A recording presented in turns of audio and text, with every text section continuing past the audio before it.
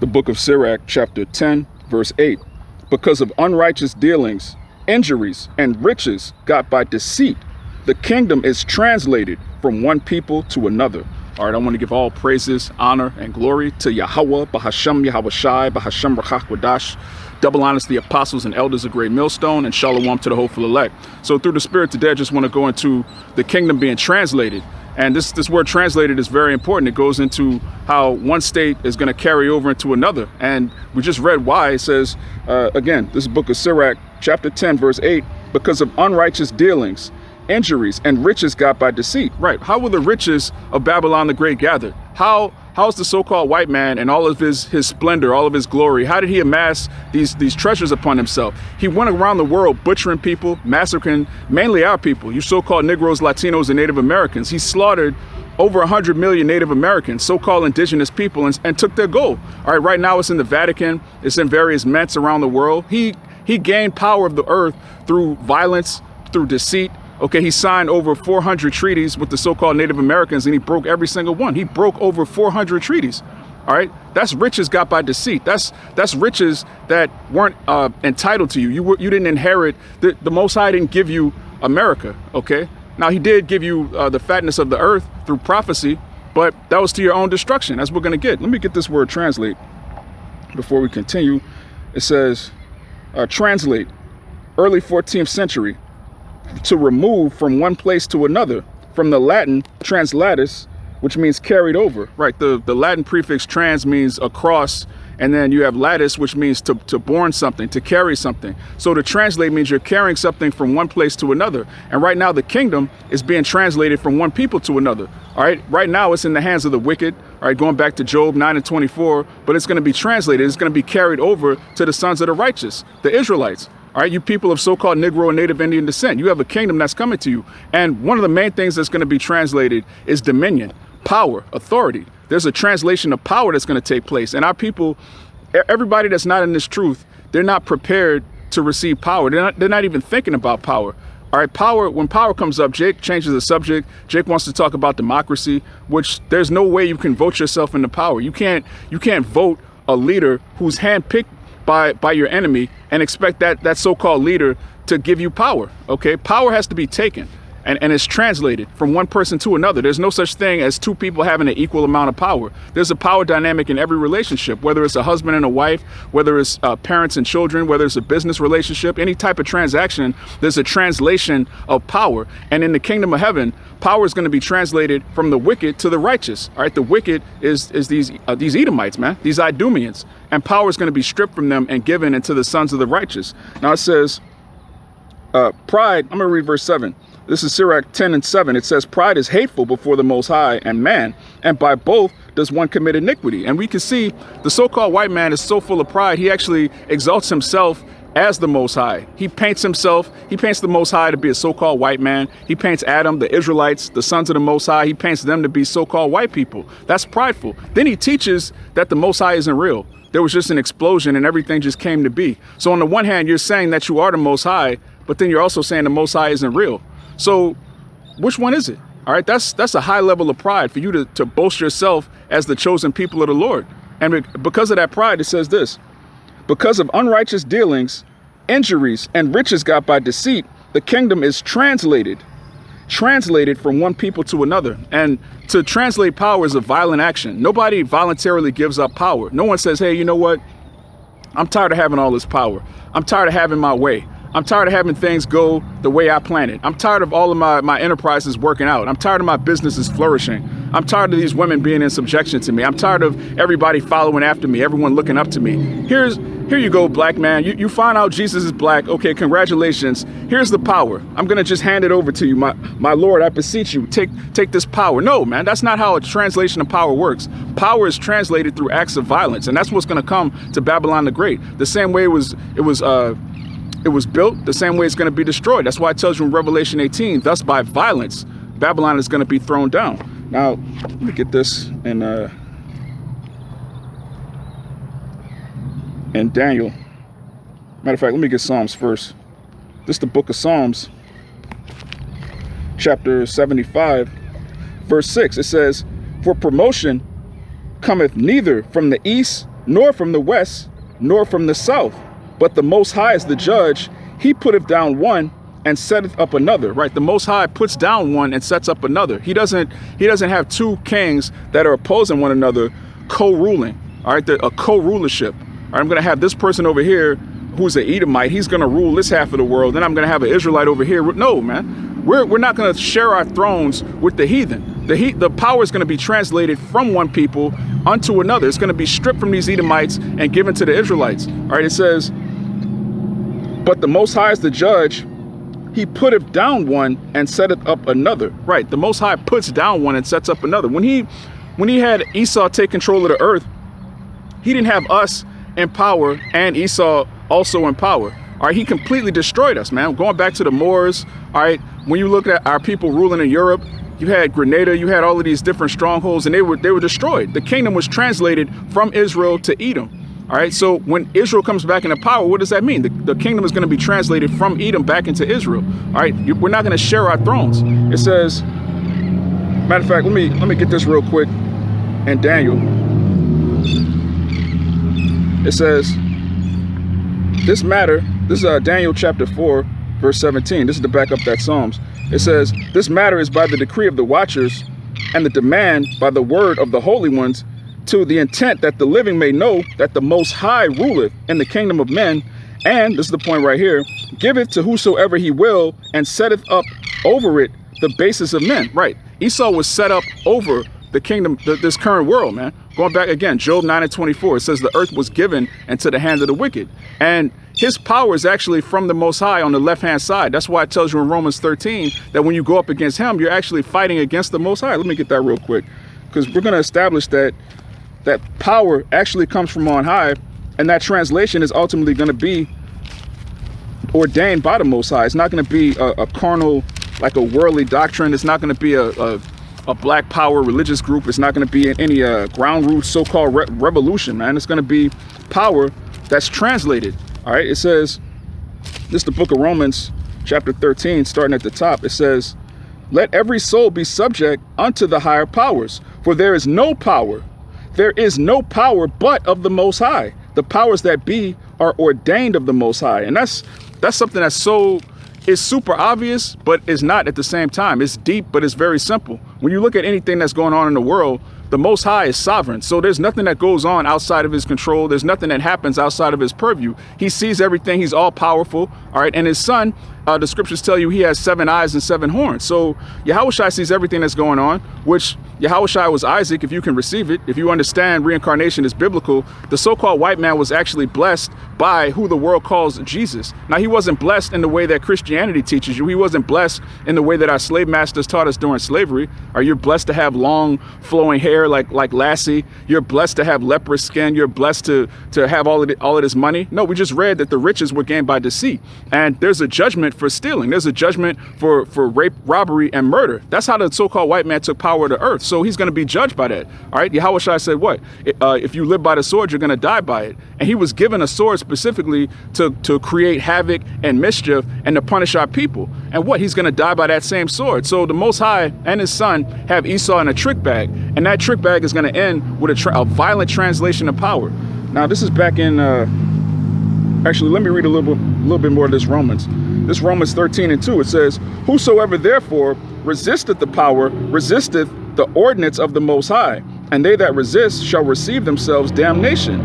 For rulers are not terror to good works, but to the evil. And this is talking about the Roman Empire. So you have a lot of our people that really, they were in their right mind in the sense that they didn't want to be ruled over by the heathen. That's a righteous idea to have. You want to be in power. But a lot of them, they wanted to take matters into their own hands. They wanted to upset prophecy. They wanted to tell the Most High that his timetable was too long. All right, he needs to hurry things up. We need to speed up prophecy and take control of the kingdom ourselves, which being hasty, that's the spirit of Esau. That's what lost him the blessing in the first place. So when you go up against governments and ordinances that are ordained by the Most High, you're actually going against the power that set him up, which is Yahweh. Okay, the Most High's name is Yahweh. It's not Yahweh. It's not Jehovah. All right, it's Yahweh. He is, and everywhere you see everywhere you look, you're looking at things that are ordained by the Most High, even things that are messed up. You know, we get sick of this world, we get sick of the pollution, we get sick of the minds of these people, we get sick of the heathen ruling, but the Bible is the only book that explains to you why. Why is someone who's genetically inferior to us? Why is someone who's wicked? Why is someone who poisons the air, the water that his own people have to use? He poisons the earth that he lives on. Why is someone so degenerate and evil and diabolical in control of the earth? There has to be some explanation. There has to be a spiritual explanation for why the wicked is in control of the earth. And the Bible is the only book that explains it. You're not going to read in the Quran, the Kibr Nigaz, all right, the Lost Scrolls, the Book of the Dead. You're not going to read in any of these books why a group of degenerate, perverted, dirty, unclean people crawled out of caves and took control of the whole known earth. That's only recorded in the Bible, and it was recorded thousands of years before it took place. So we know that the Most High, he stands on business. If he says he's going to do something, he doesn't. We can see every curse that he said he would put on our people for our disobedience, he did it. So what does that mean? That means all of the blessings, the things that he said that he was going to do after the curses were done, that's also going to happen. All right, the curses actually should boost your faith. When you see Jake messed up, when you see Jake smitten with madness, the scripture should come to mind. When you see the so-called black woman fighting the so-called black man, the scripture should come to mind. Everything that our people are going through is a curse documented in the Bible. So when you see all of this evil that's been performed on our people, it should make you think, man, the Most High was serious about that. So if he was serious about our punishment, how much more our reward? Okay, if he actually loves us and he put us through all of this to chastise us, to make us stronger, to build our faith, to make us more holy and more righteous, how much more of a reward is he going to give us? And how much more of a punishment is he going to give these heathen that he didn't give his name to? He didn't give his commandments to. He didn't make a covenant with them. What is he going to do to these people? If he's doing this to Jake, what's he going to do to Esau? These are the thoughts that should come to your mind when you think about a translation of power. Jake is, you know, we're clearly rapidly approaching the end, and you see Jake losing faith. As you get closer and closer to prophecy coming to pass, it should boost your faith. It shouldn't go the other direction. You know, when you look at prophecy unfolding, when you look at the MOTB, we have to use code words. You look at that grain of rice that's about to be inserted in everyone's hands. That should make you think, man, this is Revelation 13. We've been talking about this for years. But if you're faithless, you see Esau coming down on our people with great wrath, you're going to lose it. Let's get that real quick before we continue, because all of this is prophecy. All of this is what's about to happen, and we're in the beginning stages of it happening. So what manner of person ought you to be? This is the book of Revelation, chapter 12, verse 12. It says, therefore rejoice, ye heavens, and ye that dwell in them. Woe to the inhabitants of the earth and of the sea, for the devil is come down unto you, having great wrath, because he knoweth that he hath but a short time. Now, how does the devil knoweth that he hath but a short time? Because of this, okay, because the 12 tribes of Israel waking up to who we are, calling this man out, not only waking up to who we are, but who he is. All right, this man, he didn't just spend billions of dollars to hide our identity. He spent billions of dollars to hide his identity so that the world wouldn't know that he's the devil. The world wouldn't know what an Edomite is. The average Christian, so-called Christian that goes to church every Sunday, that allegedly reads their Bible, you ask them, who are the Edomites? They have no clue. Why? This man completely wiped, or so he thought. He scrubbed, you know, you have something called scrubbing the internet. You know, you take a bunch of Google matches and then you just completely delete them. So when you search for something, you can't find what you're looking for. Esau did a physical scrub of the earth. He went around Europe, knocking noses off statues, painting over pictures. All right, you know Jake Love. You can see Jake right now. Jake will get a t-shirt, put everybody he knows on the t-shirt. All right, this t-shirt's for my brother who died. This t-shirt's for my cousin who died. Jake loves taking pictures of himself, man. So you can imagine when Jake was ruling in the Dark Ages, how many paintings were all over these castles, were all over these murals and walls. Esau went around just knocking noses, pouring acid, just trying to erase any thought or clue that so-called melanated people, so to speak, were actually in rule of Europe, which he didn't even bother changing the name of the continent. All right, Europe is named after Europa. Europa is a Japhetic woman. She's a dark-skinned woman. Now, she's a heathen, but she's so-called melanated. She's a dark-skinned woman. The continent of Europe was named after a dark-skinned woman, and this devil is acting like he's indigenous to Europe. He comes from there. No, you come from the Caucasus Mountains, and before you were in the Caucasus Mountains, which you were driven into, you actually come from Mount Seir. That's where you come from, all right? Esau is Mount Seir. It tells you that in Genesis, the 36th chapter. So how did a group of degenerates from Mount Seir take control of the earth? It was translated. Power was translated from our people onto Esau, and it's going to be translated back. All right. And this has happened time and time again. We brought out the Daniel earlier, Daniel, the 4th chapter. That went into, Nebuchadnezzar. He was a king that the Most High had him thinking he was an animal, man. So when you look at power translated from the Persian Empire, the Medes and the Persians, onto the Greek Empire, how did that happen? Alexander the Great took power from the Persians by violence, by force. It wasn't handed. He didn't vote himself into power. Democracy is not a translation of power. There's no power that's ever been translated from democracy. It's all set up by the elites. The people who have actual power, they pick puppets and give these peons an illusion of choice. An illusion of choice is not power. If I kidnap your family, tie them up, I tie you up, and I tell you, look, you can choose to lose your wife or your daughter. I'm going to do something to one of them. So choose which one. Which one do you want to lose? That's not power. You choose. You're giving me the choice between you raping my wife and killing her, or raping my daughter and killing her. Thank you for this choice. I choose like that's not an illusion of choice. Is not power. If you're in a powerless situation and the person who has power over you gives you a choice, you don't have the choice of power. All right, power comes with the ability to do as you please. All right, I like to go into that word exousia in Revelation 2:26. All right, that's the power that's going to be given to us from YAHAWASHI. Let me get that real quick before I continue. I bring it out constantly because it's one of my favorite scriptures, but it shows you what's coming to us, man. This is the book of Revelation, chapter 2. Man, Revelation is it's kind of torn on my sword.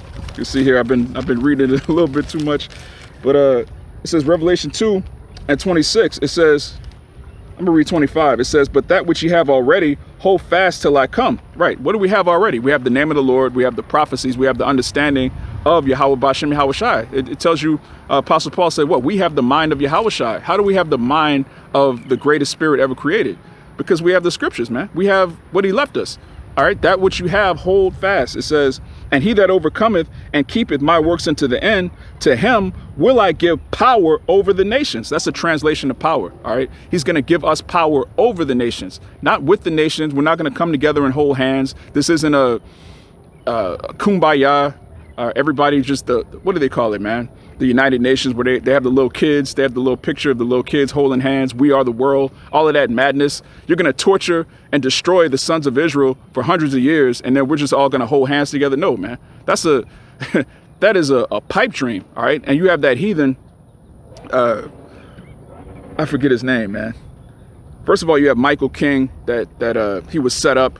All right, when you Google Martin Luther King Rothschilds, you're going to see that Michael King, that's his real name, Michael King, and his wife were set up by the Rothschilds. And then you had that gutter rat that was writing his speeches, feeding him info. Then you had Bayard Rustin, which was his lover, another man. There's a whole freaky, just a diabolical cabal that goes into the so-called civil rights movement, man. That's another illusion of power. This idea that you're going to have a grassroots organization and you're going to lift yourselves up and take power from the so-called white man. That's ridiculous. All right, Jay tried to do that, and then what does Esau do? He just sends plants. They have something called COINTELPRO, which stands for counter, and then intel stands for intelligence. So you have a counterintelligence movement that was set up specifically to destroy our people rising up. And through the Spirit, it was set up by the Most High. All right. Everything, as we read earlier, everything that exists on the earth was ordained by the Most High. So when you look at Esau doing treachery, wickedness, chicanery, when he's doing all these things to stay in power, what does that mean? It's ultimately from the Most High. Why? Because he set up prophecy. There's something called prophecy in the Bible. All right. Prophecy means to speak before. When the Most High speaks something before he does it, it's going to happen the way he wants it to happen. You can't upset prophecy. That would make the Most High a liar. And no man on this earth has the power to upset what the Lord said he was going to do. All right. It doesn't matter how much you want it to happen. It doesn't matter what an eloquent speaker you are. If you're Malcolm X, Marcus Garvey, one of these niggas that could get a crowd full of jakes to be like, yeah. It doesn't matter. None of that matters. You can't take power that's ordained of the Most High. Only he could do that. And he said he's going to do it. So you're supposed to have faith in him. You're not supposed to have faith in what a man says he's going to do. All right. You have a lot of carnal movements. Even in Israel right now, you have people who clearly despise YAHAWASHI. They despise the word. They scoff at spiritual power, which if you look at the power that's been given Esau on the left-hand side, obviously the right hand is going to receive something greater than that. That's obvious. You don't even have to be super spiritual to understand that. All you need to know is that there's a Most High. All right. He gave an extremely just a marvelous amount of power, just something that you look at when you look at the stealth bombers, or when you look at nuclear weapons, just the capability of a nuclear weapon. When you look at it, it's awe-inspiring. So to understand that came from the Most High, he gave the devil the power to just completely erase a city like that, just like that. A whole city's gone. He gave someone he hates the power to destroy a whole city in under a second. You don't think he's going to give power to his sons to translate the power from one kingdom to another? How are we going to go from here to ruling on thrones without a violent transfer of power, without receiving spiritual power from on high? If you don't believe in spiritual power and chariots, you're not in the truth. Okay, there was a point, a lot of times, the elders, they speak about, not just the elders in New York, but the elders at various camps. The elder of the camp down here, he used to tell us about, maybe 10 years ago, Jake wouldn't really go into the chariots like that because it was just over Jake's head, because you don't want to bug out Jake. You tell him, hey, you're an Israelite. By the way, there's chariots. The UFOs are actually chariots of Israel. That could bug somebody out, obviously. But it's vital to understand that, because if you don't understand that we're going to receive power from on high, how are you going to have faith that power is going to be translated? If you see all of the power that the so-called white man has right now, and I'm telling you, look, we're about to rule over him. We're going to have him not even speaking English anymore. He's going to be walking on all fours. We're going to have our foot on his neck. We're going to have our way with him, his whole family. We're going to break his family up. We're going to do everything he did to us. We're going to do that to him double. In order for you to believe that, you have to believe that we're going to be given something. Something is going to have to take place to transform us into our current state and into our real estate. All right, that first estate that we had as gods on the earth. That's going to happen. And that's a huge part of the gospel. All right, you have other camps, they don't believe in it at all, or they sort of kind of mention it every once in a while. No, that's the cornerstone of our faith, YAHAWASHI, being made like him. All right, that's when you go into 1 John, let's get that. Because once you understand the power that YAHAWASHI is going to come back with, you have to believe in your mind that we're going to be made like him. That's part of our faith. That's a huge part of the doctrine. All right, you can't shy away from the truth, which is that we're going to receive spiritual power and we're going to be gods on the earth. Jake doesn't like to talk about it because it makes you sound like you're obsessed with comic books, or you're, whatever, man. You watch too many movies. People say that all the time, man. But that's what's going to happen. Esau gets these movies first and foremost from the scriptures. So that's null and void. But it says, this is 1 John chapter 3, and I'll start at the top. It says, behold, what manner of love the Father hath bestowed upon us, that we should be called the sons of the Most High. Therefore the world knoweth us not, because it knew him not. Right? The world doesn't know the Most High. They don't know his son. They know Jesus. They know Christianity, but they don't know the scriptures. They don't know YAHAWASHI. It says, beloved, now are we the sons of the Most High, and it doth not yet appear what we shall be, but we know that when he shall appear, we shall be like him, for we shall see him as he is. Right? When he appears, we're going to be like him. It tells you in Corinthians, in the twinkling of an eye, we're going to be changed. All right, there's going to be a point where we're in these bodies, these decrepit, defiled bodies, and in the twinkling of a moment, just like that, we're going to become gods, man. That's going to happen. And that's a key part of our doctrine. That's a key part of the faith, because again, if you don't believe that's going to happen, how is the kingdom going to be translated? How is power going to be carried over? Again, translatus, power is going to be translated, handed over from one person, one place to another. How is that going to happen with us being the way we are now, man? You got back problems, knee problems. You're gonna fight against the U.S. military, the Navy SEALs with what? With an Iverson crossover? Like, Jake is athletic, okay, cool, but you're gonna fight against what? Robot dogs, stealth bombers, drones, because you can run fast? Like, come on, Jake, you have to be upgraded. That's a huge part of our belief. That's our faith, that we're gonna be like YAHAWASHI when he comes back, and that faith purifies us. Let's read that. I'm gonna read verse 2 again, and then verse 3. It says, beloved, now are we the sons of the Most High, and it doth not yet appear what we shall be, but we know that when he shall appear, we shall be like him, for we shall see him as he is. And every man that hath this hope in him purifieth himself, even as he is pure. So believing in YAHAWASHI and believing in his purity purifies you. All right, there's no amount of soap. There's no amount of, as it tells you in Jeremiah, soap and niter, you baking soda, you can scrub all you want. That's not going to purify you. Belief in this word is what purifies you. Belief in this word is what's going to keep your mind and your eyes single on the kingdom of heaven, knowing that we're going to be like YAHAWASHI when he comes back. That's a huge promise, man. It's a promise in the Holy Scriptures, which means what? It's going to happen. Just like the curses were a promise, the blessings were a promise. So if the curses damn sure happened, man. We were overtaken till we were destroyed. Look at Jake, man. Jake, you can't tell me Jake isn't destroyed. So what does that mean? When YAHAWASHI comes back, we're going to be like he is. All right, the Most High said he's going to break us down and build us back up. He broke us down, so what's next? We're going to get built back up. It says, every man that hath this hope in him purifieth himself, even as he is pure. Right, you're made pure by the belief that you're going to be like YAHAWASHI when he comes back. So anybody talking about, oh, I don't know about spiritual power. Well, what about the miracles? The scriptures say YAHAWASHI performed so many miracles, it couldn't be documented. So if you're saying we're not going to be like him, that means you don't believe he did miracles. You don't believe in the scriptures. A lot of times, Jake just can't come out and say, I don't believe. Jake knows in their heart that they're convicted. Jake knows that they're condemned if they say they don't believe in the scriptures. So what they do is they try to make anybody that brings out the truth of the scriptures, they try to make them seem like they're crazy. Oh, those guys are talking about spiritual power. They're crazy. Those guys are talking about chariots. They're crazy. Those guys are talking about rape. They're crazy. All of these things are in the Holy Scriptures. We didn't sit down and come up with any of this on our own volition, man. This is all in the Scriptures. But guess what? Our people don't believe in the Scriptures. So if you believe in the Scriptures, you become a scapegoat. You become a sacrificial lamb to non-believers. They want to point the finger. Oh, those guys are crazy. They believe in UFOs. Well, how do you describe a group of people that are going to be beamed up into a cloud in the Scriptures? That's all throughout the Scriptures. That's clearly how we're going to receive salvation. We're going to be made changed, and we're going to receive salvation. We're going to be physically carried from this world up into the clouds, man. That's talking about chariots. How do you get around that? I done seen people say, oh, the chariots is talking about volcanoes. That's talking about this and that. Just total madness, man. Look, we're about to get out of here. We're about to be physically translated from this estate to another, and this kingdom is going to be translated from the Edomites unto the Israelites. That's what's going to happen. It's written and it's going to happen. So if you have a problem with that, you're condemned. But guess what? If you believe in that, you're purified.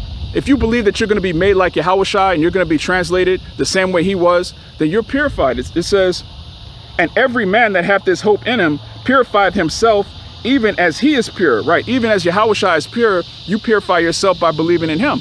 Now, let me get back to this translation, because power, again, is translated. It's not something that you can't share power. All right, power is either taken, or it's what's the word, like delineated, meaning basically if I'm in power, let's say in a traditional marriage, not a Western marriage, an actual marriage, a biblical marriage where the man has full authority over the woman, he can decide to give his wife certain privileges, right?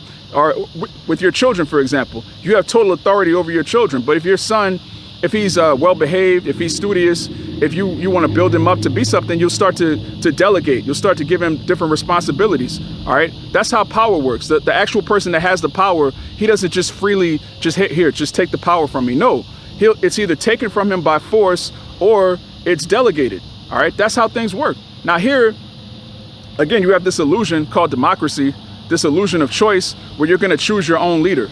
Why would the elites give you a leader that's going to take power from them?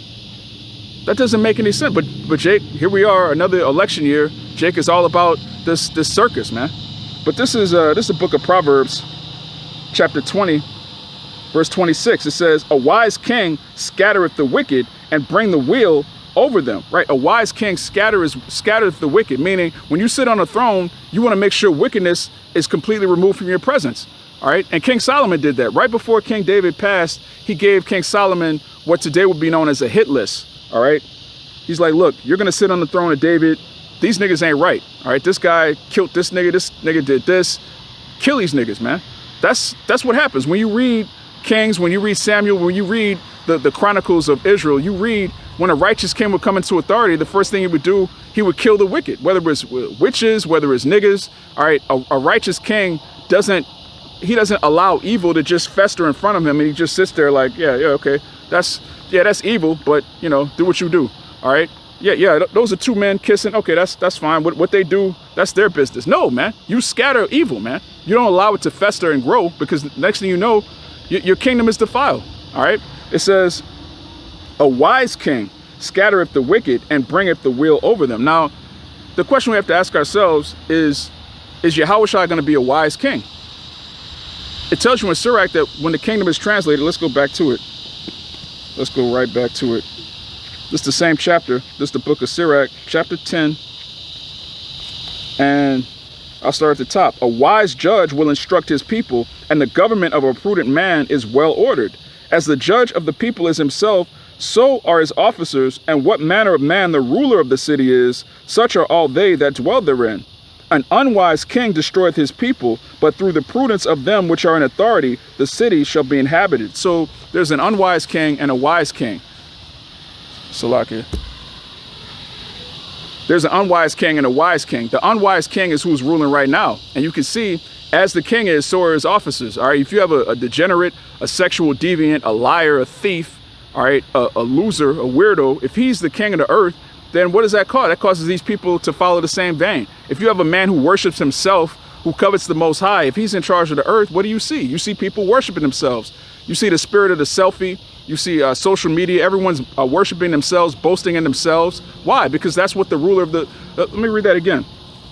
It says, as the judge of the people is himself, so are his officers, and what manner of man the ruler of the city is, such are all they that dwell therein, right? All they that dwell in Babylon the Great, they're just like Esau, Edom, man. If you're not in this truth, if you haven't put off the ways of the world is reeking off of you. You have the stench of Babylon the Great on you, and that comes with pride, that comes with self-worship, sexual deviance, lust, lasciviousness, all of these things that Esau has, these traits he pushes out, he pushes them on the children so that when they grow up, they think it's normal. It's normal to worship yourself. Yeah, it's totally normal to be a sexual deviant. Yeah, it's totally normal to steal, to defraud people. All right, you got to get it how you live.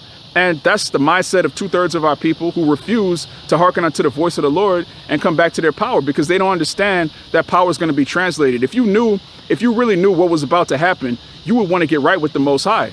If you knew there was a righteous kingdom being established, you would want to take part in it. You would want to be one of the governors, one of the rulers of the world to come. You wouldn't care about power on this side if you really understood that it was about to be destroyed. All right, the power of this world is going to be translated. So why would you fight for that? All of these celebrities that know that they're Israelites, all right, the Kendrick Lamars, the Kodak Blacks, all right, the Kyrie Irvings, the Kanye Wests, all of these niggas, they know that they're Israelites. They know that the scriptures, we're the people of the Bible, but they don't understand the kingdom of heaven. If they did, they would know that whatever fame or power they have on this side is small, it's nothing compared to what's about to happen, to what's about to be given the sons of the righteous. All right, if you believe in the truth, you would put your best foot forward to be part of this ministry. You would do something, anything, to glorify the name YAHAWAH, bahasham, YAHAWASHI. Whether you're called to be a prophet, whether you're called to be a teacher, whether you're called to be a help, whether you're called to aid the ministry financially, whether you're called to just be a brother, man. If you believe in the kingdom of heaven and YAHAWASHI and what he's going to do when he comes back, you would want to be on his good side. All right, that's if you have belief, that's if you have faith. But if you don't have faith, then what are you left with? You're left with what you could see, which is this world, Esau. All right. Now this is back in Proverbs because we read 20 and 26. Let's read 25 and 5. It says, take away, this is Proverbs chapter 25, verse 5. It says, take away the wicked from before the king, and his throne shall be established in righteousness. Right, YAHAWASHI's kingdom is going to be established in righteousness because power is going to be translated from the wicked. All right, it's not going to be shared. So when you take away the wicked, let me read that again. This is Proverbs chapter 25, verse 5. It says, take away the wicked from before the king, and his throne shall be established in righteousness. Right, there's a throne that's going to be established in righteousness. All right, the thrones that were established here were in wickedness. You have the so-called founding fathers that allegedly built this nation off of the Bible, which is completely insane. Anyone who reads the Bible, what is the first commandment? Thou shalt put no gods before me. What is the first amendment? You can worship any God you want. You have the freedom to worship and fellowship and serve any God that you want. So if the very first amendment is in complete contradiction to the first commandment, how was this country established on biblical values? All right, that's one of the many, many lies that's told by Esau, Edom. He established a kingdom based on Freemasonry. When you look at the top of the White House, there's a giant idol right there. When you look at the so-called Statue of Liberty, it's a giant idol. All right, when you look at all of these government buildings, they all have idols in them, man. This society was not established in righteousness. It was established in chicanery, demonic energy, Satanism, and idolatry. That's how Babylon the Great was established. That's why there's obelisks everywhere. All right, phallic worship. That's why sex is pushed on children. That's why all of these wicked holidays, even though they've been exposed to be pagan, they're still celebrated. No one celebrates the holy days of the scriptures. You're never going to go into a government building and see, okay, we're closed today because it's the Passover. You're never going to see that ever. Why? Because idols are worshipped here. This is a place of idol worship because this kingdom was not established in righteousness. It says, again, Proverbs 25 and 5, take away the wicked from before the king, and his throne shall be established in righteousness. So when you remove wickedness from the throne, you establish a righteous kingdom. And that's how the kingdom is going to be translated. The wicked are going to be taken out of power. All right, they're going to be thrown in shackles and chains. Those that are still alive, of course. Obviously, every heathen in Babylon the Great is going to be burnt up. That's a sacrifice, all right, spoken of in Isaiah 34. But the Edomites that survived World War III, the Edomites that survived the nuclear fallout, they're going to be the first slaves in the kingdom of heaven. And they're going to know that power has been translated. They're going to know, they're going to feel the powerlessness the same way that we can't exert our will here in Babylon the Great. They're going to have that same feeling. They're going to go from ruling, from being trillionaires, from having total control over the Federal Reserve, having total control over these militaries, controlling both sides of every army. They're going to go from that. In the twinkling of an eye, they're going to be thrown in pits. They're going to be in shackles. They're going to be in chains and fetters of iron. It tells you that in Psalms. All right. Look, matter of fact, let's get it real quick, because that's an example of a translation of power, if I ever heard one. This is the book of Psalms, chapter 149. I'm going to start at, man, this whole chapter is beautiful. Matter of fact, the chapter goes into the translation of power. That's a spirit. I'm going to just start from the top and jump around. This Psalms 149:1. Praise ye Yahweh, sing unto Yahweh a new song, and praise his name and the congregation of the saints. Now, this is the new song that we're singing. Going back to Revelation, I believe the 14th chapter, the 144,000 are singing a new song that no man knew except him that had his name, YAHAWAH, bahasham, YAHAWASHI. So there's a new song going into the kingdom. It says, let Israel rejoice in him that made him. Let the sons of Zion be joyful in their king. Let them praise his name in the dance. Let them sing praises unto him with the timbrel and harp. Right. We're singing spiritual songs right now. Right now, we're singing a new song, and they're not hyping. They're Salaki. They're not. We piped unto them, and they're not dancing. It says, for Yahweh taketh pleasure in his people. He will beautify the meek with salvation. Let the saints be joyful in glory. Let them sing aloud upon their beds. Let the high praises of Yahweh be in their mouth, and a two-edged sword in their hand. Now, what are we going to do with this sword? This is a translation of power. What we're about to read is a translation of power from one people to another. It says, to execute vengeance upon the heathen and punishments upon the people, to bind their kings with chains and their nobles with fetters of iron, to execute upon them the judgment written. This honor have all his saints. Praise ye Yahweh. So this is an honor. It's an honor to be one of the saints that's going to usher in the translation of the kingdom. And if you don't want to be part of that, you're bugged out, man. You're not a man if you don't want power. What kind of man doesn't want power, especially power over his enemies? You want to be equal with your enemy? For what? He's not equal with you. There's no point where the Rothschilds say, you know what? We need to share our power with the Israelites. Maybe we'll have some kind of mercy in the kingdom of heaven. If we show God that we're really sorry and we care about his children, maybe he'll spare us in the world to come. No, they know who they are. They know who we are. They know exactly what they've done to our people. And they're just going further and further with the wickedness. Why? Because it's prophecy. The Most High is actually in control of them the same way he's in control of us. We can't help, the righteous can't help being the righteous any more than the wicked can help being the wicked. That's why the Most High gets all the glory. You have a lot of jakes that want to take, so-called good deeds that they do and heap unto themselves praises as if the Most High is in control of everything, man. That's the spirit of an Edomite. But I want to get back to this. Going into the translation. This is the book of Zechariah. This is the book of Zechariah, chapter 9. I'm going to start at verse 12. It says, turn you to the stronghold, ye prisoners of hope. Even today do I declare that I will render double unto thee. Right, there's going to be double rendered unto these heathen that destroy the children of Israel. It says, when I have bent Judah for me, filled the bow with Ephraim, and raised up the sons of Zion against the sons of Greece. Salaki, let me read that again.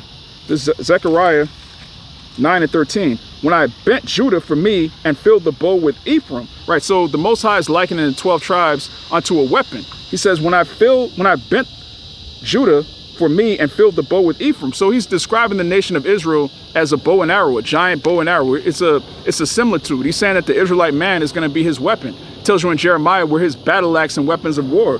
It says, when I bent Judah for me and filled the bow with Ephraim. And this is bars, by the way. All right, Jake loves to watch Smack URL battles. You know, you got Sue Surf and Twerk and all of these niggas. They come up with elaborate ways. They call them gun bars. You come up with some elaborate lyrical way to talk about blowing someone's brains out. This goes back to the scriptures. The Most High, this is a bar right here. The Most High says, when I bent Judah for me and filled the bow with Ephraim. and raised up thy sons, O Zion, against thy sons, O Greece, and made thee as the sword of a mighty man. Right, we're going to be made into a sword, where the scripture tells you we're going to be a sharp threshing instrument. So what's that going to be used for? To translate the power from one kingdom to another. It says, and Yahawah shall be seen over them, and his arrow shall go forth as the lightning. And Yahawah, the power, shall blow the trumpet, and shall go with whirlwinds of the south. Yahawah, the Lord of hosts, shall defend them, and they shall devour and subdue with sling stones, and they shall drink and make a noise as through wine. And they shall be filled like bowls and as the corners of the altar. So this is going into a translation of power, man. All right, we're going to go from a state of mourning to a state of celebration and judgment, ultimately. It says, and Yahawah, their power, shall save them in that day. All right, it's talking about salvation. Yahawah, their power, shall save them in that day as the flock of his people, for they shall be as the stones of a crown, lifted up as an ensign upon the land. For how great is his goodness, and how great is his beauty. Corn shall make the young men cheerful, and new wine the maids. So we're going to go from a state of mourning to a state of violence to a state of bliss and happiness, man. We're going to go from suffering, all right, for righteousness' sake, to being used as an instrument of war, a violent weapon to destroy the power of these heathen and to translate their power unto our kingdom. That's what's going to happen, man. This is another example. This is, actually, before I get that, let me get this in Baruch, because Baruch tells you that, well, I'll just read it. This whole chapter is beautiful. I'm going to skip down for the sake of time. This is the book of Baruch, chapter 4. I'm going to start at 30. It says, take a good heart, O Jerusalem, for he that gave thee that name will comfort thee. Miserable are they that afflicted thee and rejoiced at thy fall. And who rejoiced at our fall? When you read Revelation, what was it 11, where it talks about gifts were given? All right, these devils would hang our people up, chop off brothers' rods, put the rod in a jar and then send it off. You take pictures of our people being lynched and murdered, and then they would make postcards and send them to their friends. All right, these people rejoiced at our downfall. So what does that mean? When they came into power by translating power from us unto themselves, they rejoice. So what are we going to do? It says, miserable are they that afflicted thee and rejoiced at thy fall. Miserable are the cities which thy children served. Miserable is she that received thy sons. Right, Babylon the Great is going to be miserable. All right, for everything you've done to the so-called Negroes, Latinos, and Native Americans, you're going to receive twofold. It says, for as she rejoiced at thy ruin and was glad of thy fall, so shall she be grieved for her own desolation. Right, she's going to be grieved for her own desolation, man. All of these heathen that established this wicked-ass society. And you can see right now, you got Edomites living under bridges. You got Edomites that are homeless, just going through hell, man. Those curses were translated, man. All right, going back to Deuteronomy, 30 and 7. We may have to get that next. It says, for I will take away the rejoicing of her multitude, and her pride shall be turned into mourning. Now, we just read pride is hateful above the Most High and man. So that pride, it tells you in Esdras, because of pride, the cities are going to be destroyed. And you can see it. You can see the haughty looks on these people, and you can see that it's about to be, it's going to end in a climax of them being destroyed. It says, for fire shall come upon her from the everlasting, long to endure, and she shall be inhabited of devils for a great time. And it shows you that Baruch is in the same spirit as John the Revelator. This is the same description of Babylon the Great. All right, let me read that again. This is Baruch 4 and 35. It says, for fire shall come upon her from the everlasting, long to endure, and she shall be inhabited of devils for a great time. Now, matter of fact, let's see if John the Revelator saw the same thing that Baruch saw. This is Revelation chapter 18, verse 2. It says, and he cried mightily with a strong voice, saying, Babylon the Great is fallen, and is become the habitation of devils, and the hole of every foul spirit, and a cage of every unclean and hateful bird. So it's the same destruction. All right, Baruch is describing the end of Babylon the Great. John the Revelator is describing the end of Babylon the Great. It says, for all nations have drunk of the wine of the wrath of her fornication, and the kings of the earth have committed fornication with her, and the merchants of the earth are waxed rich through the abundance of her delicacies. And I heard another voice from heaven saying, come out of her, my people, that ye be not partakers of her sins, and that ye not receive of her plagues. Now, this is talking about a translation of power. So you have a clear description that there's a king of the earth And there's other kings of the earth, other merchants that took part in glorifying themselves. They took part in the prophet of Babylon the Great. And when this place is destroyed, they're going to mourn. Why? Because their power is going to be translated to Israel. We're going to be the head instead of the tail. They're going to have to come to us for everything. The same way we have to go to them for the want of all things, food, shelter, clothing, anything you need, you have to get it from a heathen. That's how it's going to be in the kingdom in reverse. Everything that they're going to need, they're going to have to get that from Israel.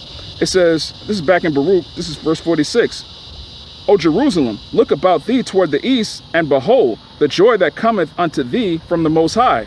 Lo, thy sons come, whom thou sendest away. They come gathered together from the east to the west by the word of the Holy One, rejoicing in the glory of the Most High. And that's what's happening right now, man. All right, the sons of the Most High are being gathered from the east to the west by this word. This word is the only thing gathering us. Certain brothers have similar hobbies. You might like the same sports team. You might like the same rappers. You might go to school with a certain brother. But for the most part, the only thing really binding us together is this word. Brothers come from all sorts of walks of life to come together and prophesy the downfall of Babylon the Great and glorify the name YAHAWAH, bahasham, YAHAWASHI. We're being gathered from the east to the west by the word of the Holy One.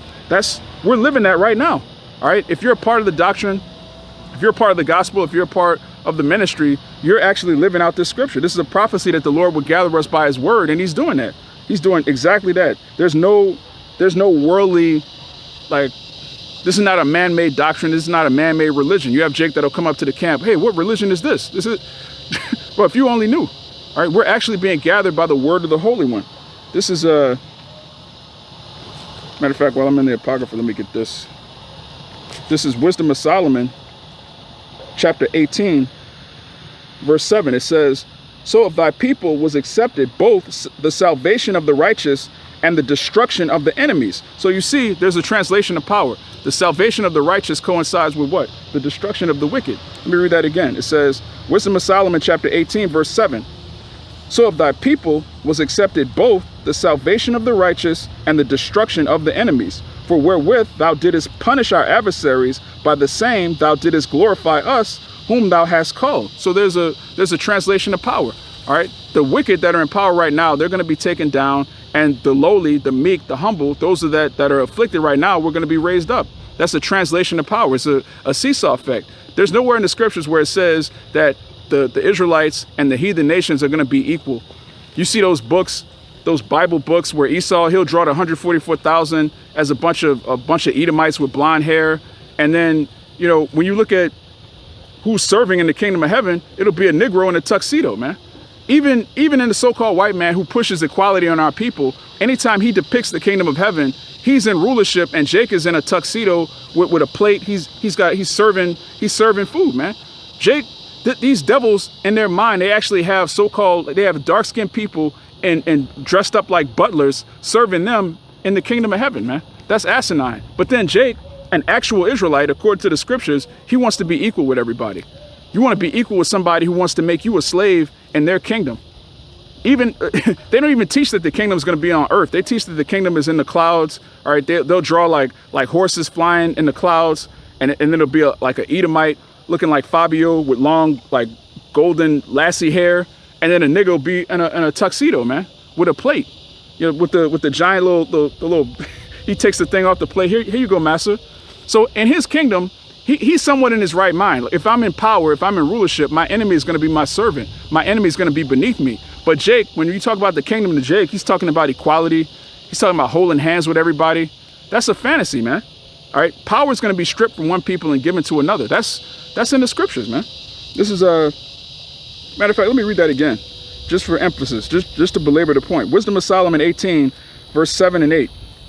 So of thy people was accepted both the salvation of the righteous and the destruction of the enemies. For wherewith thou didst punish our adversaries, by the same thou didst glorify us, whom thou hast called. So there's a group of people being punished and a group of people being glorified.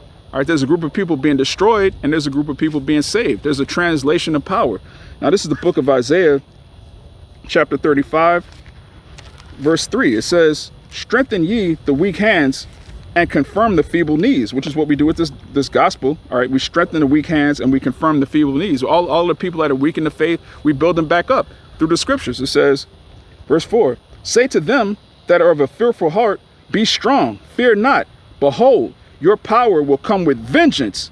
Even the Most High with a recompense. He will come and save you. So you see vengeance and salvation go hand in hand. You see a translation of power. The Most High is going to strip the power from the people that have it now, take vengeance on them, and save his chosen people who are powerless. He's going to give them power. Again, going back to Revelation 2:26, we're going to be given that exousia. We're going to be given power over our enemies. That's what salvation is. All right. Anytime you read salvation in the scriptures, it's talking about the nation of Israel coming into power and ruling over people. It's not talking. There's no democracy in the kingdom. All right.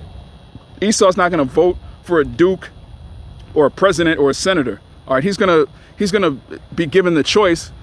Here, you can break these rocks with your hands, or you could be put to death. All right, that's the choice of a lifetime. Literally, those are the type of options he's gonna get to vote for. All right, you can do what the Israelites say, or you could die a brutal, humiliating public death. Those are your options. All right, door number one, or die. All right, that's it, man. Because that's what we have, man. This idea that voting for Trump or Harris is gonna help Jake. What? How is a heathen going to help the plight of our people? And then you have this nigger woman, sort of like an Indian nigger, whatever she is, man. She hates niggas, man. She hates you so-called Negroes, Latinos, and Native Americans. And she plays in your face.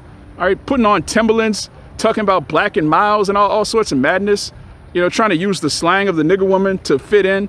And you dumbass broads just go along with it, man. Our people are so dumb, you can see why they're likened unto an ox and various other dumb animals. They're just like, what is wrong with Jake? But that's prophecy. This is let me get this. This is Habakkuk chapter 3, and I'm gonna read verse 2. It says, O Yahawah, I have heard thy speech and was afraid. O Yahawah, revive thy work in the midst of the years. In the midst of the years, make known. In wrath, remember mercy. Now, what is that wrath? That wrath is talking about the fury that Yahawah bahasham YAHAWASHI is going to pour on the Babylon the Great. And the scripture says, in wrath, remember mercy. All right. The scriptures describe the elect as vessels of mercy. So there's going to be a great destruction that comes with wrath, but there's also going to be mercy. Now, when you read on down Habakkuk, the third chapter, it talks about a great destruction and a great salvation. And he asked, what was it? Were you angry with the river? Let me just read it. Salakia. I'll just read it. This verse 8 in Habakkuk, the third chapter, it says, was Yahawah displeased against the rivers? Was thine anger against the rivers? Was thy wrath against the sea, that thou didst ride upon thine horses and thy chariots of salvation? So there's anger and wrath, but there's chariots of salvation. So what does that mean? That's a translation of power. There's a group of people he's going to save from the people that have the power, and he's going to destroy those people that have the power. You can't get around that. Every scripture you read that goes into the salvation of Israel goes into the destruction of the heathen. And people would have you believe that we just made all this up. Oh, those guys preach hate. Not my Jesus. Well, what scripture tells you that the Lord is going to save the 12 tribes of Israel from a group of people and then save them too? What prophecy is that? Because I'm reading here that the destruction is going to be so great, it's going to look like the Lord's angry with the rivers.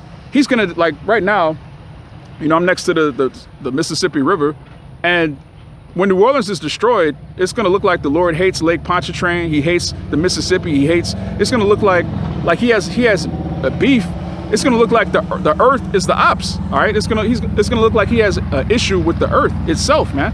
The scripture tells you in Isaiah the earth is going to reel to and fro like a drunkard. You see a nigga staggering like this. That's what the earth is going to do. All right, when the chariots and these missiles get busy, the earth is going to stagger, man. The earth is actually going to shake. So you come up with this idea that the Lord's going to save everybody. Well, who is he mad at then? If the Lord loves everybody, then why is he going to destroy Babylon the Great? Why is he going to destroy the sea, the land? Why is he going to completely wipe this place off the face of the earth if he loves everybody? The doctrine of Christianity is so far removed from the Holy Bible that you have to be an idiot to believe it. And you have to not read, all right? Going into what last week we went into blessed is he that readeth. When you read the scriptures, you see this is not a God of all love. God is good all the time. All right, we'll see. All right, when the Lord shows his face, when he opens up on Babylon the Great, we're going to see if God is good all the time. All right, he wasn't good to Pharaoh. He wasn't good to the Egyptians. All right, he wasn't good to them niggas that were reveling before the flood. All right, he drowned babies. Every baby, to be exact. He drowned every pregnant woman and every baby on the earth. He drowned them. He put them to death by choking on water, man. That's a gruesome death. That's not, but he loves everybody. We'll see. We'll see. We'll see about that. It says, thy bow was made quite naked according to the oaths of the tribes, even thy word, Selah. Thou didst cleave the earth with rivers. The mountains saw thee, and they trembled. The overflowing of the water passed by. The deep uttered his voice and lifted up his hands on high. The sun and moon stood still in their habitation. At the light of shine of arrows, Salakia, the sun and moon stood still in their habitation. At the light of thine arrows they went, and at the shining of thy glittering spear, right, the missiles, they're going to blot out the sun. You're going to just see the sun, the sky covered in missiles, man. It's going to be a horrific sight, and you're going to know at that point, okay, this is a higher power, all right? It says, thou didst march through the land in indignation. Thou didst thresh the heathen in anger. Wait a minute.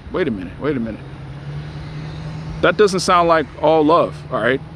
Thou didst thresh the heathen in anger. To thresh something means you're basically, you're thrashing it to smithereens. You're basically beating it until it's unrecognizable. When you thresh something, after it's threshed, it doesn't look like it looked before the threshing, all right? Pre and post thresh are two different states of being, man. The heathen are going to be threshed. They're going to go from power to powerlessness. There's going to be a translation from what they have right now to being slaves.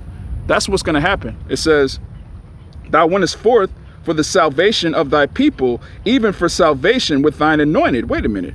So the heathen are going to be threshed and somebody else is going to be saved. Well, let me read that again. I'm going to start at verse 12. It says, thou didst march through the land in indignation, which is a righteous anger, a fury. And when you go to the Hebrew, indignation means foaming at the mouth with rage. All right, there's an actual, like a visual depiction of indignation. You have that little white in the corner of your eye. You're so mad, you're just like rabid. You're furious. All right, it says, thou went forth, thou didst march through the land in indignation. Thou didst thresh the heathen in anger. Thou wentest forth for the salvation of thy people, even for salvation with thine anointed. And who is thy people? The Israelites, man. All right. Tells you that in Luke, 2 and 6. All right. Matthew. All right. No, Matthew, Slack it. Matthew 2 and 6. My people Israel, man. All right. The Lord's people are the Israelites. It says, thou woundest the head out of the house of the wicked by discovering the foundation unto the neck. Selah. Thou didst strike through with his staves the head of his villages. They came out as a whirlwind to scatter me. Their rejoicing was as to devour the poor secretly. Right, and that's what they wanted to do. They wanted to devour the poor secretly. But it's been made manifest. All right, going back to the Thessalonians, that man of wicked has been revealed. So all of their plans, their clandestine ideas of what they want to do to the Lord's chosen people, it's all been exposed on Front Street. Everything this man has done is being exposed. All right, there's nothing he could do that isn't going to be, there's no so-called false flag. There's no, what do they call them, man? PSYOP. They don't have PSYOPs that they could just run and everybody just goes along with it. As soon as he does something, somebody on TikTok or YouTube or somewhere on social media exposes him. It's not even 24 hours anymore. All right. His last great hoorah was 9/11 over 2 decades ago. Now everything he does is exposed immediately. And it tells you in Thessalonians that after he's exposed, then he's going to be destroyed with the brightness of his. Let me see if I can find it real quick. I'll just read it. This is the second letter to the Thessalonians, chapter 2 and verse 8. It says, and then shall that wicked be revealed. Who's the wicked?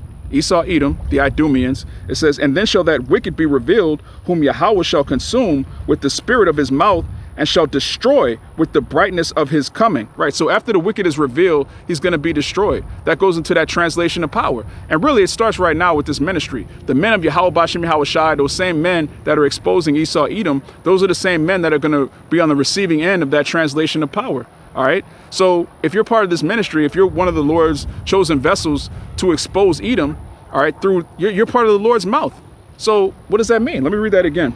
It says, matter of fact, let me start at verse 7.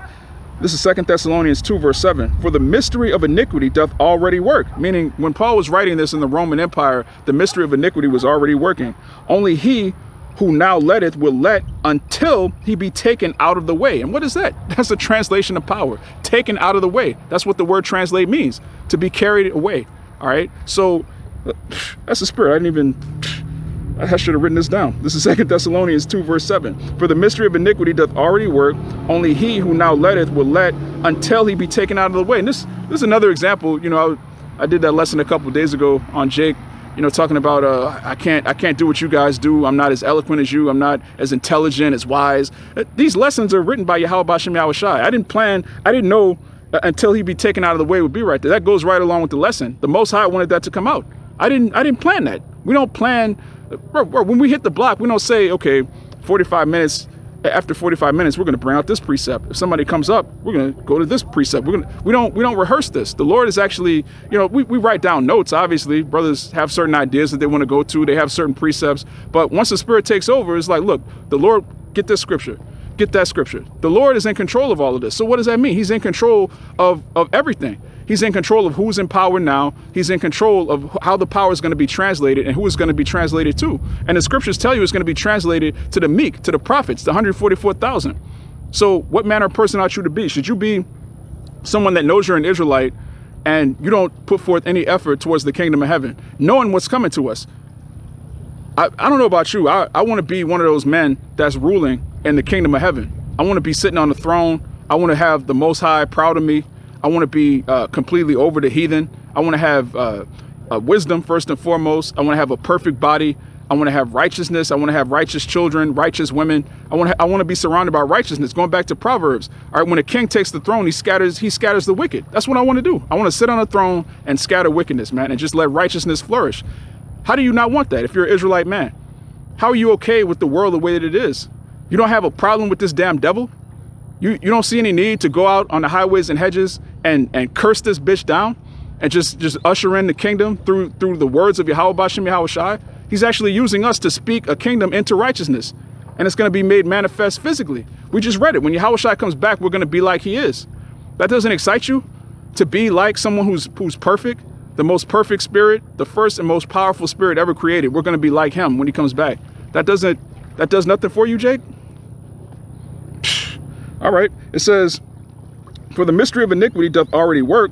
Only he who now letteth will let until he be taken out of the way, until he's translated. All right, that power is translated from Esau to Jacob. It says, and then shall that wicked be revealed, whom Yahawah shall consume with the spirit of his mouth. And what is the mouth of Yahawah bahasham YAHAWASHI? The prophets. All right, going back to Daniel, 10 and 12, Hosea 12 and 10. All right. The scriptures tell you that the prophets are the voice of Yahawah bahasham YAHAWASHI. It says, whom Yahawah shall consume with the spirit of his mouth and shall destroy with the brightness of his coming. So after he's exposed, he's going to be destroyed. And we're at the tail end of his exposure. All right, the skirt has been lifted. Everybody can see that this man is the devil. The other nations are talking bold. They're talking tough. You know, they're shoulder checking Esau. They're bumping into him like, look, we got nukes too, nigga. Like that's what you see going on in the world stage is nothing but a bunch of nigga shit on a national level. It's nothing but, you know, how Jake fight over blocks that they don't own.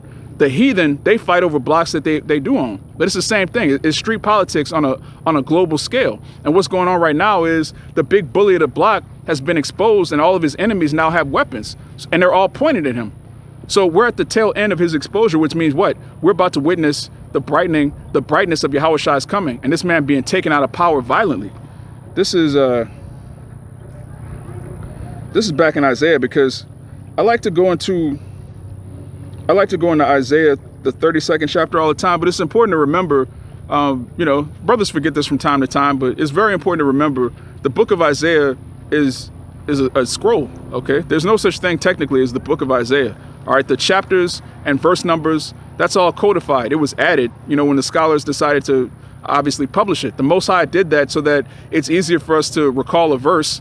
Or if you have a giant scroll, you know, when you read the Gospels, one of the most quoted prophets in the Bible is Isaiah. YAHAWASHI quoted Isaiah constantly. So he had an actual scroll and he would just read it constantly. The people around him, they were always reading it. So he would quote it, he would reference things and they would know where it's at. But in these last days, the Most High had the book codified, meaning we can go to chapter, verse number, we can go here, we can go there. We can, oh, brother, give me this precept. Brother, give me that precept. And we could teach in that manner. But it's important to remember, this is originally a scroll. It's a giant scroll full of Hebrew characters. And so there is no chapter 30, 31, 32. It's just a scroll. So you have to deal with context. Now, the context of Isaiah 32, you have to go back to 31. Let's let's go back to, let's start at verse 5, because this is all going into a translation of power. Isaiah 31 and 32 is talking about a translation from a wicked heathen kingdom to a righteous kingdom. So let's start at Isaiah 31 and 5. It says, as birds flying, so will Yahawah, the Lord of hosts, defend Jerusalem. Defending also, he will deliver it, and passing over, he will preserve it. And this is going into the chariots flying in a V formation. They're going to fly as birds. And that's talking about the salvation of Israel. Now, what coincides with that? It says, turn ye unto him from whom the children of Israel have deeply revolted, right? It's going into repentance.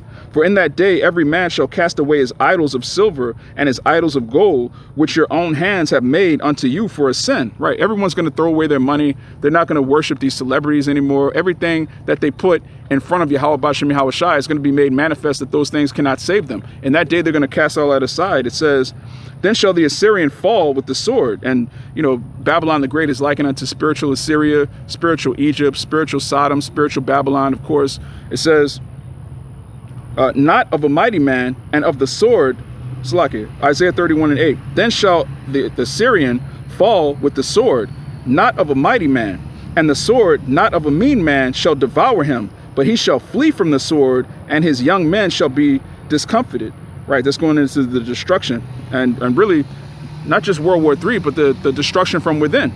It says, and he shall pass over to his stronghold for fear, and his princes shall be afraid of the ensign, saith Yahawah, whose fire is in Zion, and his furnace in Jerusalem. And that's the end of so-called Isaiah 31.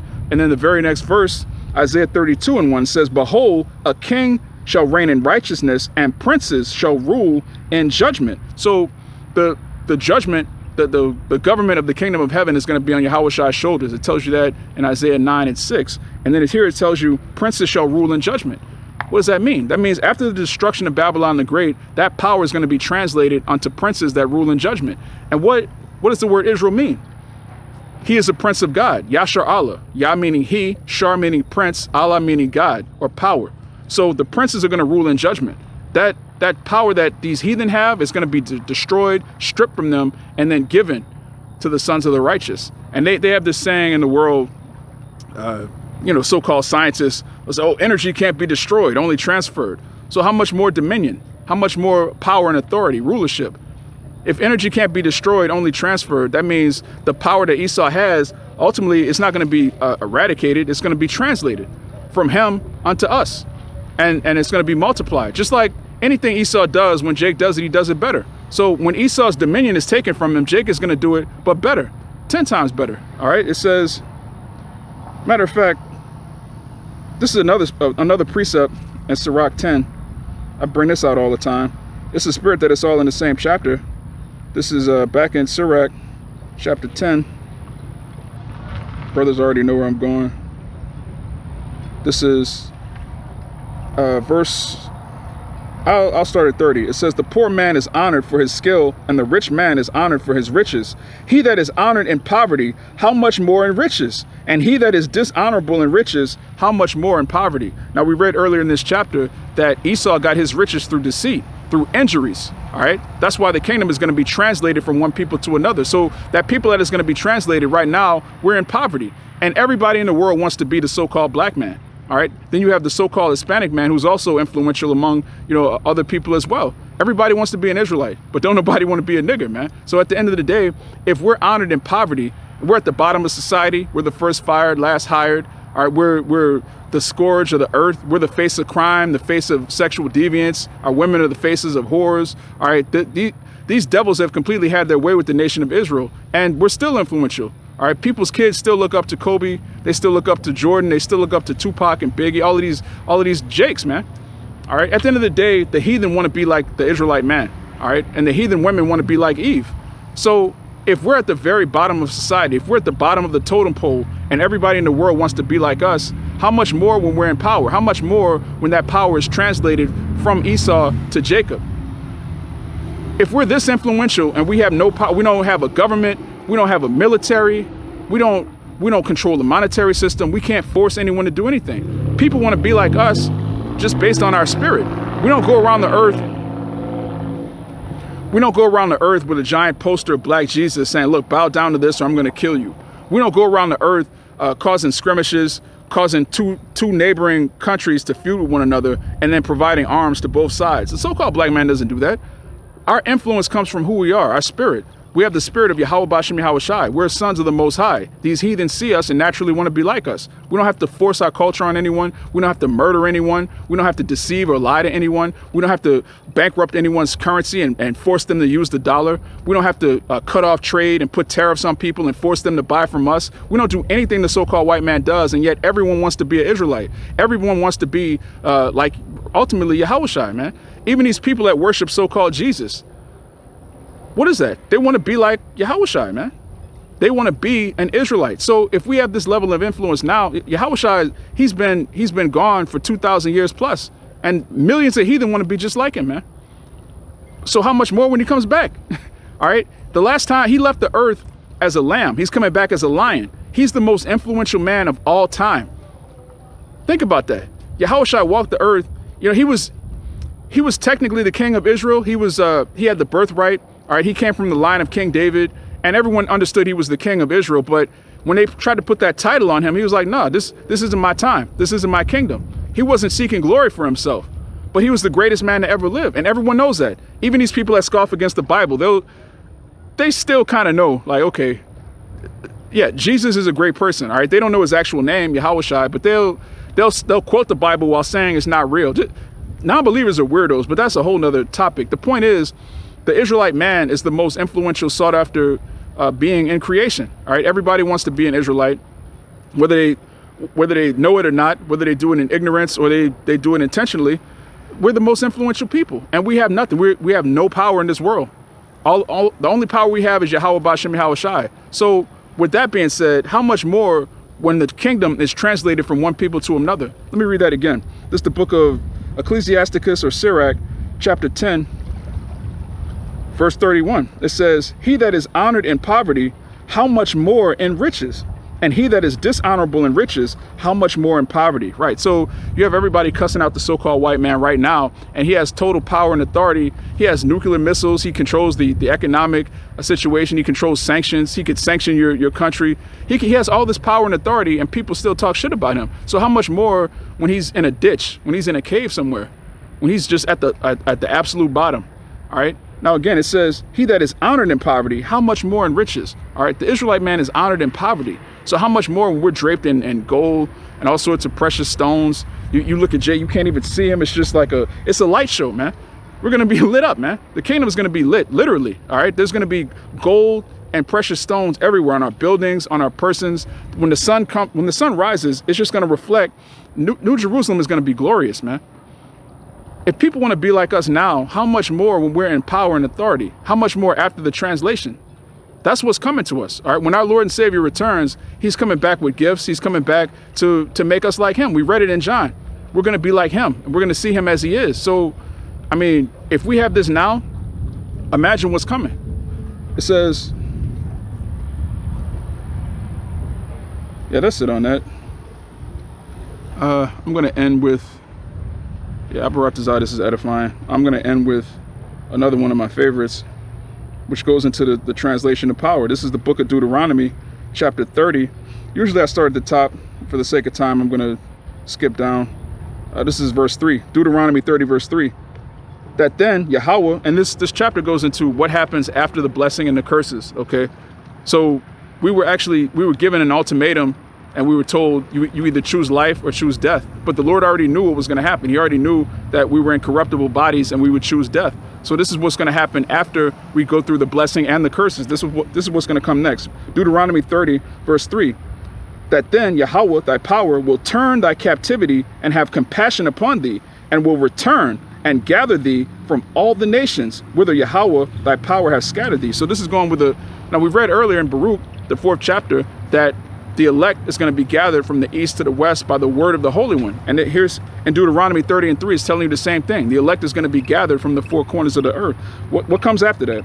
Verse 4, if any of thine be driven out unto the utmost parts of heaven, from thence will Yahawah thy power gather thee, and from thence will he fetch thee. Again, going back to the gathering, the physical gathering of the elect, which is going to take place with the chariots. It says, and Yahawah thy power will bring thee into the land which thy fathers possessed, Jerusalem, And thou shalt possess it, and he will do thee good, and multiply thee above thy fathers. So we're going to have even greater, even more opulence than we did coming into the land of milk and honey. All right, it's going to be greater than King Solomon. All right, Yahawashi said himself, one greater than Solomon is here. So if Yahawashi is greater than Solomon, which, you know, Yahawashi is Solomon, he's a perfected form of King Solomon, and its scripture says we're going to be like him. So what does that mean? If Yahawashi is greater than Solomon and we're going to be like Yahawashi, what does that mean? We're all going to be greater than Solomon. That's plain, man. When you read Ecclesiastes, when you read, I believe it's the 2nd chapter where it talks about how he had bands, he built gardens, he built all of these castles, he built these things. That's the Israelite man in the kingdom. When you read about King Solomon and how he was living, you're reading about your future, Jake. All right, if you're an Israelite man and you study King Solomon in the scriptures, you're reading about your future. You're reading about the past of an Israelite king, the greatest king we've ever had, but you're also reading about your future. Yahawashi doesn't want to sit on a throne by himself, surrounded by a bunch of degenerates that he could order around, a bunch of yes men. All right, Yahawashi is not a rapper. He's not walking around, okay, I'm going to have my gold chain, and y'all are just going to be a bunch of flunkies, and y'all are going to carry weed and do all sorts of madness. No, he wants to be surrounded by men who are like him. Also kings, righteous kings, rulers. That's what's going to happen. Yahawashi is coming back to make us like him. He's not coming back to lord over us. Like, yeah, I'm that nigga, man. I went on the cross for you. Yeah. No, man, he's not going to throw. Jake has this idea of the kingdom like it's going to be a rap video. It's going to be hoes with head wraps. No, man, it's going to be on a whole nother level. We're going to receive an upgrade that we can't even fathom in these minds. You grew up listening to hip hop and you think the kingdom is going to be something like it's going to be a mix of a Luke video, a Bad Boy video, with a little bit of like Kendrick Lamar thrown in for consciousness. No, man, it's going to be a whole nother, we're going to be translated, Akim. There's going to be power given unto us, taken from Esau, given to us, and then multiplied. You just say he's going to multiply us. Let me read that again. It's Deuteronomy 30, verse 5. It says, and Yahawah thy power will bring thee into the land which thy fathers possessed, all right, the land of Israel, Jerusalem, and thou shalt possess it, and he will do thee good, and multiply thee above thy fathers. And Yahawah thy power will circumcise thy heart, and the heart of thy seed, to love Yahawah thy power with all thine heart, and with all thy soul, that thou mayest live. And that's talking about the new covenant. All right, we're going to have the new hearts. We're not going to have to teach Israel to keep the commandments. We're not going to have to teach Israel to not go off. We're actually going to be made perfect. Again, going back to 1 John, we're going to be made like Yahawashi. Yahawashi was perfect. He didn't sin. So if we're going to be like him, we're not going to sin. It's plain. It says, verse 7, and Yahawah thy power will put all these curses upon thine enemies. Wait a minute. That sounds like a translation of power. All right, we're under the curses right now, which means Esau's ruling over us. So when we're ruling over Esau, he's going to be under the curses. All right, every curse you read in Deuteronomy, the 28th chapter, from the 15th verse all the way on down to 68, that's going to happen to him, man. He's going to go into slavery on ships. We're going to bring him back to Jerusalem in chains. And then the curses are going to overflow him. They're going to overtake him. It says, and Yahawah thy power will put all these curses upon thine enemies and on them that hate thee, which persecuted thee. Now, who persecuted the nation of Israel? All the heathen. All right. So the curses are going to come upon them. That's fair. That's justice. It says, and thou shalt return and obey the voice of Yahawah to do all his commandments, which I command thee this day. And Yahawah thy power will make thee plenteous in every work of thine hand, in the fruit of thy body, your children, and in the fruit of thy cattle, and in the fruit of thy land for good. For Yahawah will again rejoice over thee for good, as he rejoiceth over thy fathers. So the Most High is going to be proud of us again, man. We're going to have the land of milk and honey. We're going to have cattle. We're going to have slaves. We're going to have children, thousands of children. All right, going back to Isaiah 60 and 21. That's what's coming to us. There's a translation of power, man. Jake, if you don't want that, if you don't want to fight for that, what are you doing? What are you doing with yourself? You find out you're an Israelite to do what? To put fringes on a t-shirt? To get a shirt with a lion on, which I have lion shirts, you know, they look nice, but this isn't about, you know, just looking like an Israelite in Babylon. This is about being an Israelite in the kingdom of heaven. And that starts here. That starts with your works. That starts with your thought process, your cogitation. It needs to be geared towards Yahawah, bahasham, YAHAWASHI, his doctrine, the scriptures. That's where it starts. Yahawashi said what? The kingdom of heaven is within you. So if it's within us and he's going to translate it from one people to another, who's he going to give it to? the people that have it in here. He's not gonna put his laws, statutes, and commandments, his doctrine, his prophecies, and his holy name in one group of people and then translate the kingdom to another group of people. No, man, it's coming to us. Abaratazah, we endure unto the end. All right, myself, the brothers in my camp, you know, all you brothers watching this, all you that believe on YAHAWAH, bahasham, YAHAWASHI, the kingdom is going to be translated to us, Akim. You have to believe that. That's what's coming. All right. So Abaratazah, you know, this was edifying to the elect. It's getting kind of dark, obviously, but it is what it is. We got the light, all right? We got the light right here. So with all praises, we're going to give all praises, honor, and glory to YAHAWAH, bahasham, YAHAWASHI, bahasham, Quadash, double honors to the apostles and elders of Great Millstone, and Shalawam to the hopeful elect. Shalawam.